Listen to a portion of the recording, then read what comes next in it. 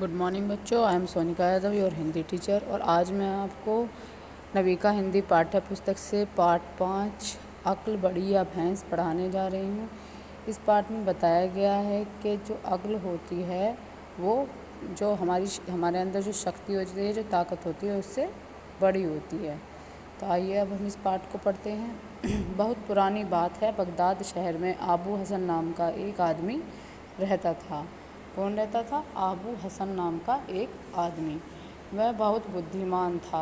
कोई भी समस्या हो वह उसका हल तुरंत सोच लेता था। समस्या मीन्स होता है कठिनाई, तो किसी भी कठिनाई का हल मीन्स होता है निदान, एकदम से सोच लेता था।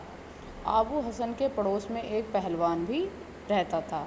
वह बेचारा शरीर से मजबूत लेकिन अक्ल से कमज़ोर था। अक्ल मीन्स होती है बुद्धि से वो कमज़ोर था। एक दिन वह आबू हसन के पास आया।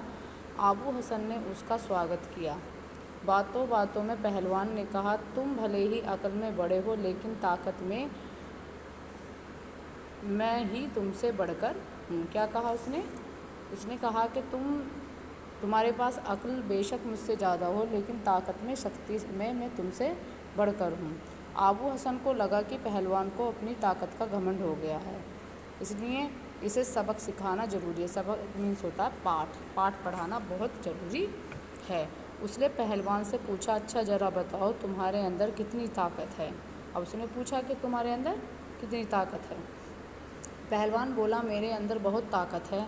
मैं 100 शेर बोरी को एक हाथ से उठाकर आसमान में उछाल सकता हूँ। शेर मीन्स होती है जो पुराने ज़माने में उसको वज़न को तोलने की एक इकाई, ठीक है, उसको कहते हैं शेर। तो क्या कहता है? वो कहता है कि 100 शेर की जो बोरी होती है उसको मैं हाथों से उठाकर आसमान की तरफ उछाल सकता हूँ। आबू हसन ने कहा, अच्छा आओ देखें तुम्हारे अंदर कितनी ताकत है। आबू हसन ने क्या कहा कि देखते हैं कि तुम्हारे अंदर कितनी ताकत है और हम दोनों में कौन अधिक ताकतवर है। पहलवान बोला, ठीक है चलो। दोनों चल दिए। अब आबू हसन पहलवान को शहर के बाहर बनी 4 दीवारी के पास ले आया। 4 दीवारी 10-12 फुट ऊंची थी। 4 दीवारी कहते हैं जो बाउंड्री होती है उसको बोलते हैं 4 दीवारी। दोनों वहाँ खड़े हो गए। आबू हसन ने पहलवान से पूछा, यह दीवार देख रहे हो? पहलवान बोला, हाँ।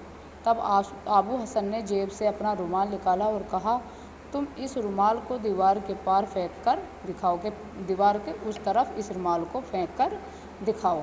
पहलवान बोला, यह कौन सी बड़ी बात है, अभी लो।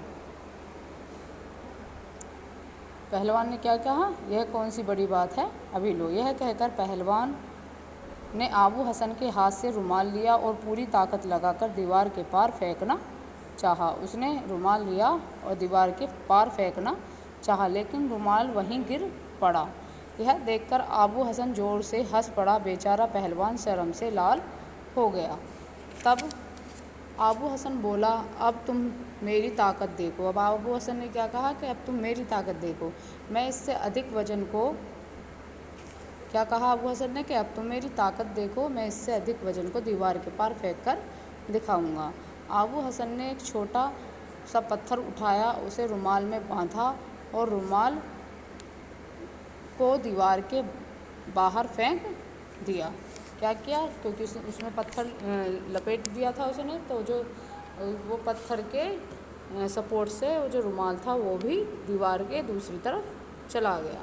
पहलवान हक्का बक्का देखता रहा। हक्का बक्का मीन्स भौचक्का, घबराया सा देखता रहा। आबू हसन बोला, अब तो मानोगे मैं तुमसे अधिक बलवान हूँ।